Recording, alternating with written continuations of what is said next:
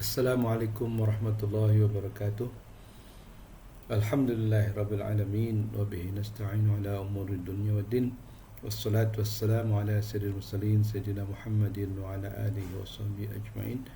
Asyhadu an la ilaha illallah wahdahu la syarika lah wa asyhadu anna Muhammadan abduhu wa rasuluhu la nabiyya ba'dah. Amma ba'du. Rekan-rekan mahasiswa dan mahasiswi yang saya cintai, para pemirsa pada umumnya yang saya muliakan, pertama-tama marilah kita panjatkan puji dan syukur kehadirat Allah Subhanahu wa taala yang telah memberikan kesehatan kepada kita sehingga kita bisa menyelenggarakan apa yang kita rencanakan, yaitu memberikan kuliah studi Islam 2 di Fakultas Usuluddin. Kali ini tema yang akan dibawakan adalah sains Islam, Islamic Science. Dan ini mungkin menyimpang sedikit dari silabus yang sudah diberikan, tapi saya merasa bahwa pembicaraan tentang sains Islam ini sangat penting di dalam studi pemikiran Islam. Ya. Hingga saat ini sains Islam belum mendapat perhatian yang selayaknya yang diberikan kepadanya, gitu, baik di perguruan tinggi Islam maupun di perguruan tinggi umum, ya. Sains Islam yang dalam hal ini harus kita pahami sebagai natural sciences, ilmu-ilmu alam, sebenarnya memainkan peranan penting, ya, dalam mengimbangi limpahan informasi dari sains modern yang kadang-kadang ada yang bertentangan dengan pokok-pokok ajaran Islam. Tetapi nampaknya belum mendapatkan perhatian yang serius secara akademis, ya, di lembaga-lembaga pendidikan Islam seperti IAIN atau UIN. Ya, alasannya biasanya kalau ketika masih IAIN gitu, itu mereka mengatakan sains kan di bidang umum gitu, sedangkan IAIN hanya fokus kepada ilmu agama. Nah, bahkan setelah IAIN pun menjadi UIN, menurut saya sains Islam masih juga belum diperhatikan secara lebih memadai. Saya tidak tahu di UIN Jakarta misalnya, di Fakultas Sains dan Teknologi, apakah Islamic Science itu sudah menjadi satu mata kuliah utama misalnya atau belum. Nah, bayangkan kalau di UIN saja yang notabene perguruan tinggi Islam gitu belum dapat perhatian, apalagi sains Islam itu nasibnya di di universitas umum seperti ITB, IPB dan sebagainya. Mungkin masih jauh, ya. Tapi karena pentingnya sains Islam ini, maka sebagai alternatif, ya, pandangan dunia atau pandangan hidup, ya, untuk mengimbangi epistemologi yang datang dari Barat, seharusnya itu kita perhatikan betul. Ya, ini bukan berarti kita anti Barat, ya. Sains Barat itu harus kita kuasai, kita tundukkan ke dalam epistemologi Islam, ya kan. Tapi tidak boleh kita terima mentah-mentah seperti itu, ya. Nah, kembali kepada sejarah perkembangan sains di dunia Islam, sebenarnya ilmuwan-ilmuwan Muslim telah mengembangkan berbagai karya dalam ilmu agama dan filsafat, tetapi juga harus diingat bahwa mereka juga mengembangkan bidang-bidang sains atau natural science, ya, yang merupakan bagian tak terpisahkan dari pengkajian filsafat Islam sebenarnya. Kalau kita lihat karya-karya Muslim, karya-karya ilmuwan Muslim seperti Ikhwanus Sofa, kemudian Ibnu Sina, ya kan, dalam kajian filsafat mereka selalu mengkaitkan sains ini, ya, sains dan matematik bersama.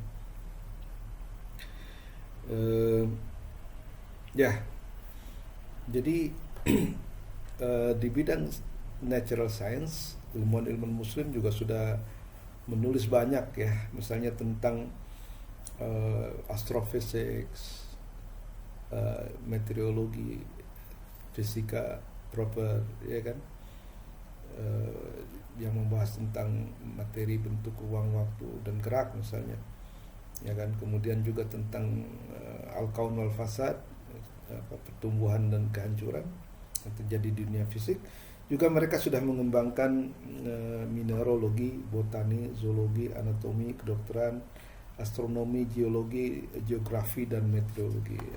Jadi sudah banyak sekali bidang-bidang ilmu yang dikembangkan oleh mereka, sebagaimana yang dapat kita temukan dalam karya-karya ilmiah mereka, ya, terutama karya-karya ensiklopedis seperti Rasail Ikhwan Nusofa dan Asy-Syifa karangan Ibnu Sina. Mari kita merinci sebagian dari cabang-cabang ilmu sains Islam ini. Satu, bidang kimia, ya. Bidang kimia ini kita punya tokoh legendaris namanya Jabir bin Hayyan pada abad mungkin 9, ya, masih sangat awal. Dia dikatakan sebagai sufi dan juga murid daripada Ja'far As-Shadiq, Imam Ja'far As-Shadiq, yang merupakan keturunan Nabi. Dan peran beliau adalah mengubah kimia yang tradisional yang disebut alkemi atau alkimia menjadi disiplin ilmiah yang kemudian kita sebut kimia atau chemistry, ya. Dan beliau telah menghasilkan banyak sekali karya-karya kimia yang terhimpun dalam apa yang disebut dengan Jaberian Corpus, ya. Jadi ada sebuah kumpulan karangan yang dinisbatkan kepada Jabir bin Hayyan, namanya Jaberian Corpus, dan itu memuat kira-kira 300 karya daripada kimia, ya, luar biasa. Kemudian di bidang kedokteran yang sangat dikenal bukan hanya di dunia Islam tapi juga di dunia internasional, kita punya tokoh-tokoh yang sangat dikenal dan sangat dikagumi, yaitu misalnya Ar-Razi, Ibnu Sina, dan An-Nafis, ya, Ibnu Nafis. Ar-Razi tentu saja terkenal dengan karyanya Al-Hawi, ya.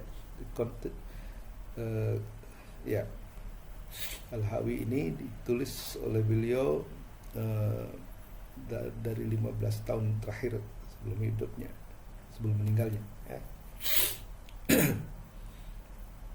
Al-Hawi ini dibedakan dengan Al-Qanun karena sifatnya yang klinis. Artinya klinis itu buku ini ditulis berdasarkan pengalaman beliau dalam mengobati pasiennya selama 15 tahun terakhir hidupnya, ya.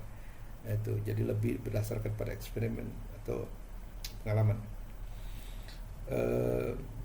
Al-Hawi juga sangat terkenal, ya. Bahkan di Bond Chapel di Chicago, itu di Universitas Chicago di mana kita sering salat Jumat, itu ada apa ya, hiasan kaca, itu ada tulisan Al-Hawi di situ, ya, kalau tidak salah, ya, atau mungkin di tempat yang lain, ya, lupa saya. Tapi ada gambar orang dengan dia membawa kitab Al-Hawi, ya. Mungkin bukan di Bond Chapel tapi di chapel yang lain, ya. Itu pengakuan masyarakat internasional terhadap prestasi Ar-Razi. Dan Ar-Razi juga terkenal juga dengan karyanya mengenai campak, ya, dan dibedakan dengan cacar biasanya, ya. Kemudian Al-Qanun fi Tibb mungkin lebih terkenal daripada Al-Hawi, dikarang oleh Ibnu Sina. Saya punya versinya di belakang saya itu luar biasa, ya. The Qanun fi Tibb sehingga menjadi The Canon of Medicine, dan itu menurut kabar buku itu dipakai sebagai buku daras, ya, textbook di universitas-universitas besar di Eropa selama 5 abad, ya, mungkin dari 12 sampai 17. Itu buku-buku yang luar biasa, dan itu sudah diterjemahkan dan ada edisinya sampai 40 kali terbitkan ulang, gitu. Itu menunjukkan betapa hebatnya. Kemudian ada lagi seorang tokoh namanya Ibnu Nafis yang tidak begitu dikenal, tetapi beliau menulis buku yang lebih tebal, ya, Asy-Syamil fi Sina'ati Tibb, ya. Itu dia rencanakan 200 jilid, tetapi ketika dia selesai 80 jilid beliau meninggal, jadi masih ada 80 jilid. Dan Ibnu Nafis terkenal dengan penemuan pembuluh darah kapiler yang itu memperbaharui sistem peredaran darah, yang luar biasa, yang biasanya di Barat diklaim sebagai penemuan William Harvey. Jadi sebenarnya ada disertasi di Jerman yang menunjukkan bahwa William Harvey bukan yang pertama, tapi justru Ibnu Nafis ini. Ya, ya itu di bidang kedokteran. Di bidang astronomi kita juga mengenal banyak tokoh ya, di antara lain Al-Farghani, Al-Battani, Nasiruddin Tusi dan Ibnu Satir. Tusi di Iran tentunya, di Mashhad, dan Ibnu Satir di Syria. Nah, sedangkan di Andalus di Spanyol kita punya tokoh Al-Buturji dan Al-Majriti. Majriti pun dari Madrid ya, Majriti. Ya. Kemudian di daerah perbatasan antara perbatasan India dan mungkin Iran ya, ada seorang astronom yang sangat terkenal, yaitu Abu Rayhan Al-Biruni, yang mengabdi kepada Mahmud Al-Ghazna di Ghazna ya. Dan dia terkenal dengan bukunya Al-Qanun Al-Mas'udiyah. Jadi canon dalam astronomi yang diberikan kepada Al-Mas'udi ya. Al-Mas'udi itu anaknya yang tadi itu Mahmud Al-Ghazna ya. Jadi dia menulis itu dan reputasinya disejajarkan dengan Al-Qanun fit Tibb dalam kedokterannya. Jadi kalau di kedokteran ada Al-Qanun fit Tibb, di astronomi ada Al-Qanun Al-Mas'udiyah ya, karangan Abu Rayhan Al-Biruni yang sejaman dan pernah berjumpa dengan Ibnu Sina ya. Selain itu kita juga punya tokoh besar, yaitu Nasiruddin Tusi yang direktur daripada Observatorium di Malaga, yang berkolaborasi juga dengan Qutbuddin Shirazi ya. Kemudian ada Ibnu Satir yang dikatakan lebih bersifat eksperimental ya, atau empiris daripada filosofis. Dan Ibnu Satir ini menemukan heliosentris sebenarnya sebelum Kopernikus gitu ya. Jadi menurut salah seorang pengarang, sebenarnya beliaulah yang penemu pertama dari heliosentris, bukan Kopernikus. Tapi Kopernikus membaca dan mempelajari buku dari Ibnu Satir tersebut, sehingga terjadilah revolusi. Sebenarnya ide bahwa matahari itu adalah pusat dunia sudah dikemukakan juga oleh Ikhwanus Shafah dalam kitab mereka Ar-Rasail ya, Risalah Rasail Ikhwanus Shafah ya. Dikatakan bahwa karena matahari berada di tengah-tengah antara 4 planet di atasnya dan 4 planet di bawahnya, maka sebenarnya matahari lah pusat dunia. Jadi mendahului Kopernikus. Kopernikus di Barat tentunya sangat berpengaruh dan dikatakan sebagai revolusi Kopernikus ya, Copernican Revolution, yang itu membalik posisi bumi yang dianggap sebagai pusat dunia menjadi matahari, dan dengan itu posisi bumi menjadi terpinggirkan ya. Nah, Ibnu Satir ini sangat dikenal sebagai muwakif ya, jadi sebagai penjaga waktu datangnya sholat ya. Dan kalau tidak salah di Masjid Umayyah itu masih ada sandial. Sandial itu adalah alat yang untuk mengukur ya, melalui bayangan matahari untuk mengukur kapan masuknya waktu sholat. Itu sangat luar biasa, dan di situ sudah memperlihatkan kecenderungannya kepada metode empiris ya. Jadi katakan Ibnu Satir lebih suka berdasarkan empiris daripada perenungan filosofis. Dan Nasiruddin Tusi juga terkenal dengan teori Tusus couple, yang itu berdua dengan Satir sangat berpengaruh terhadap revolusi Kopernikus. Jadi dikatakan bahwa tidak mungkin ada revolusi Kopernikus tanpa sumbangan dari dua orang ini, Ibnu Satir dan Nasiruddin Tusi. Kemudian sudah dibilang bahwa Al-Biruni sebagai tokoh astronomi juga pada abad 11 yang terkenal dengan Al-Qanun Al-Mas'udi ya. Kemudian As-Sirazi, Qutbuddin Sirazi juga menulis buku namanya Nihayatul Idrak ya. Batas-batas pencerapan.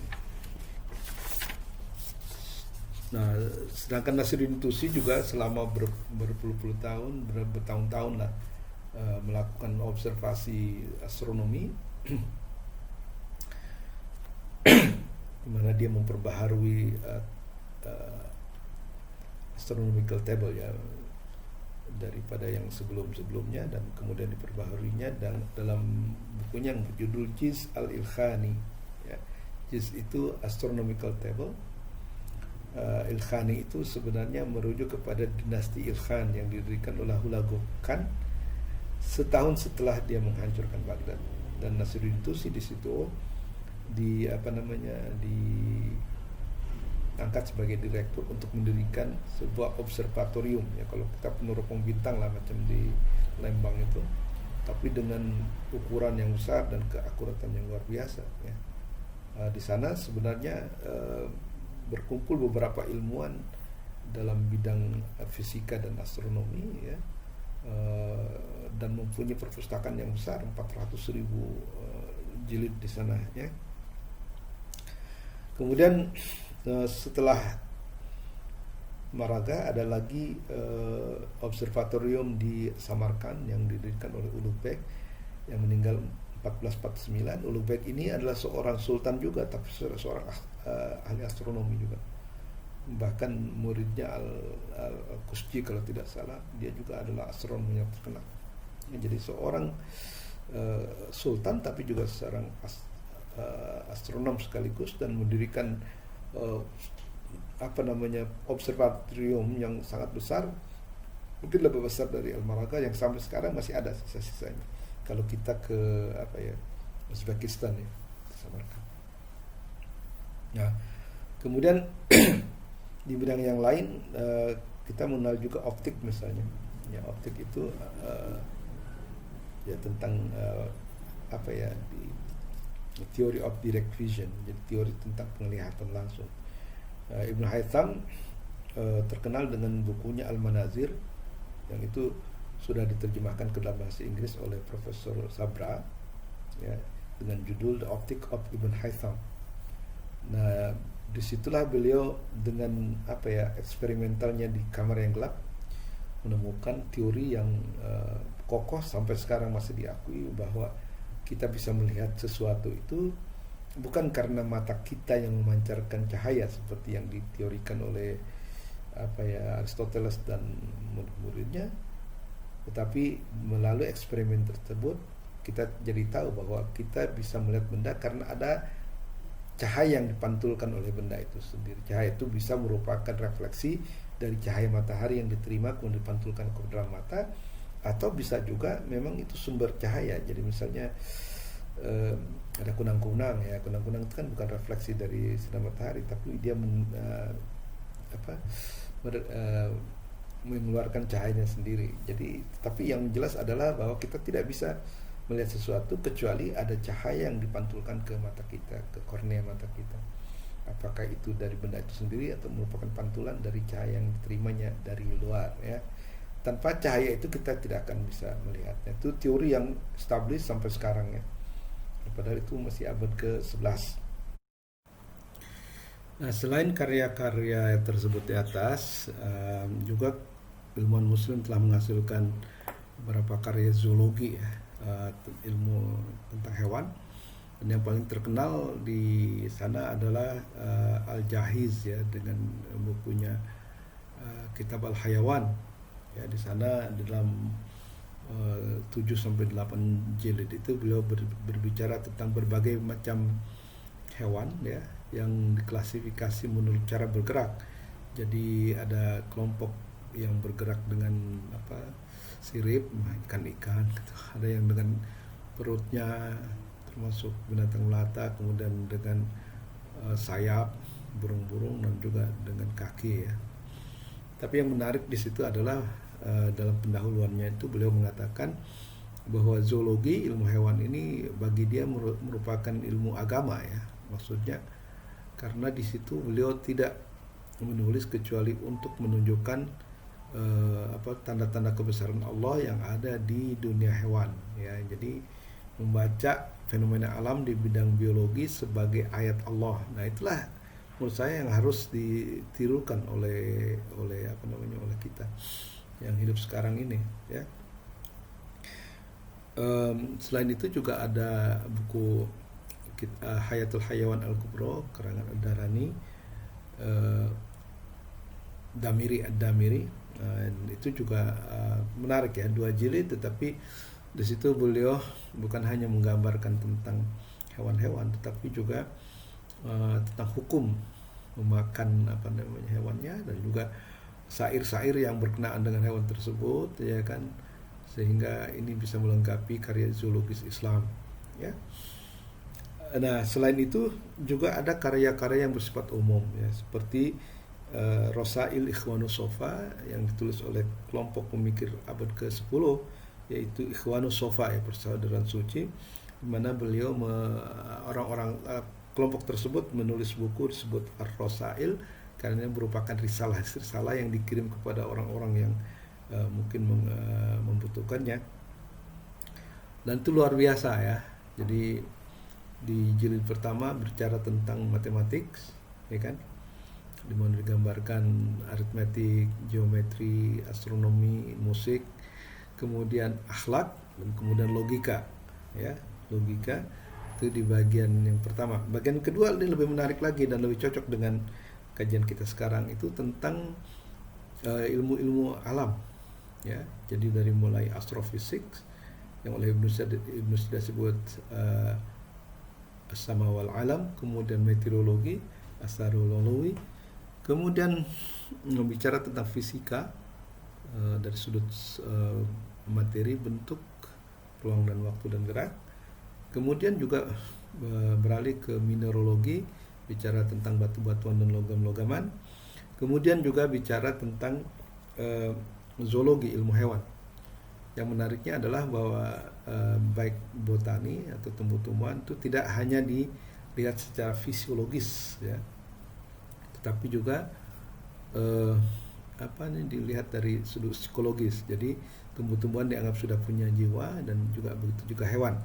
Ketika mereka berbicara tentang manusia, maka dibagi menjadi 3 bagian. Jadi itu tasrih ya, anatomi, kemudian psikologi dan kedokteran ya.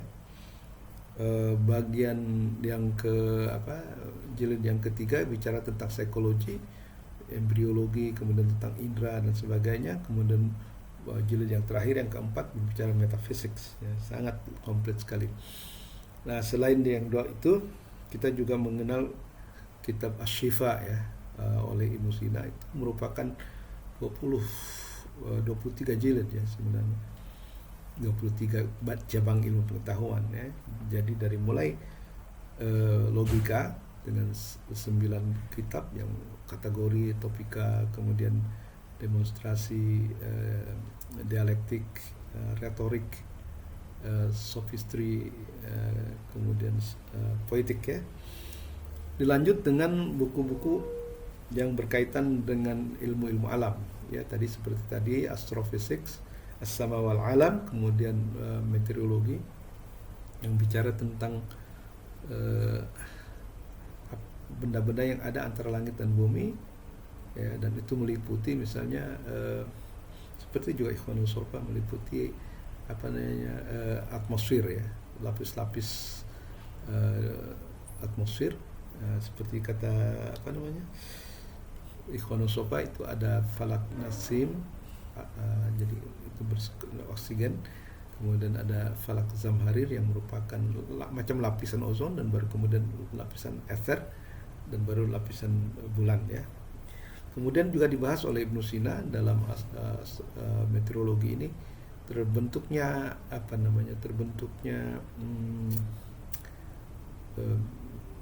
awan hujan, petir dan sebagainya. Kemudian beliau juga menulis tentang fisika, dan itu 2 jilid fisika itu sudah diterjemahkan ke dalam bahasa Inggris dengan bahasa Arab ini sangat luar biasa dan sangat luas. Kemudian juga zoologi, ya, botani, zoologi, kemudian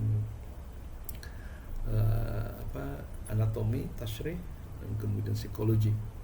Kedokteran dia tulis terpisah dalam buku Al-Qanun fi Tibb, ya. Jadi itu juga sangat luar biasa ya menurut saya.